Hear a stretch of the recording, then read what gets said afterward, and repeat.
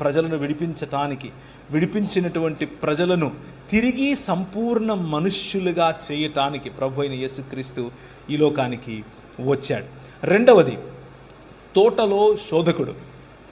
ఆలయంలో జీవుడు, తోటలో శోధకుడు.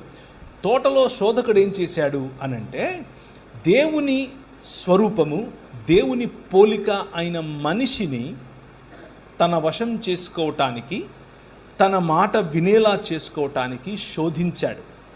మనిషి శోధించబడినప్పుడు అంధకార సంబంధమైన దురాత్మ సమూహముల యొక్క మాటను దేవుని నిజమాటతో పోల్చుకున్నప్పుడు దేవుని మాట వద్దు, ఈ మాటే కావాలి అని నిర్ణయించుకున్నాడు.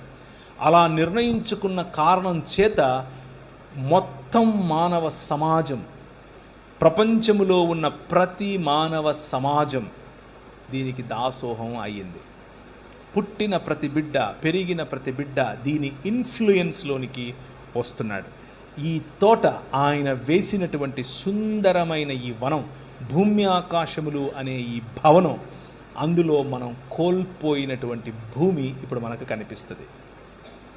భూమి కోల్పోయినటువంటి మనుష్యులు సేవకులై, ఎవరికి?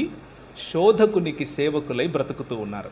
This is the problem.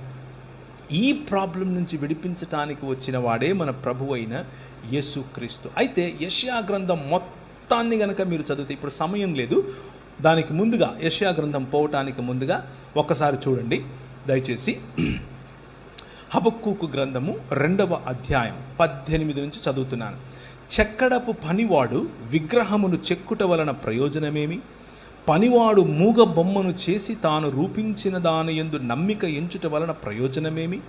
అబద్ధములు బోధించు పోత విగ్రహముల యందు నమ్మిక ఎంచుట వలన ప్రయోజనమేమి? కర్రను చూచి మేలుకొమ్మనియు, మూగరాతిని చూచి లేచి పొమ్మనియు చెప్పువానికి శ్రమ. అది ఏదైనా బోధింపగలదా?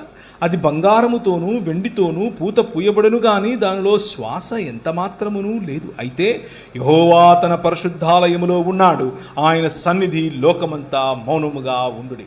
ఒకవైపు మనుష్యులు చేస్తున్నటువంటి శిలలకు ప్రాణం పోసి, లేకపోతే శిల్పములకు ప్రాణం పోసి మూర్తులుగా చేసే ఆలయమును గురించి మాట్లాడుతూ, వాటికి ఏమాత్రమూ శక్తి లేదని, వాటిలో ఉచ్ఛ్వాస నిశ్వాసలు లేవని, అబద్ధములు బోధిస్తాయని చెబుతూ ఉన్నటువంటి ప్రవక్త దాని వెంటనే, కానీ ఎవరు? ఆయన యెహోవా తన పరిశుద్ధాలయములో ఉన్నాడు అని చెప్తున్నాడు. ఆయన తన పరిశుద్ధాలయములో ఉండి ఈ ప్రపంచమంతా కూడా మౌనముగా ఉండే విధముగా రాజ్యం చేస్తున్నాడు.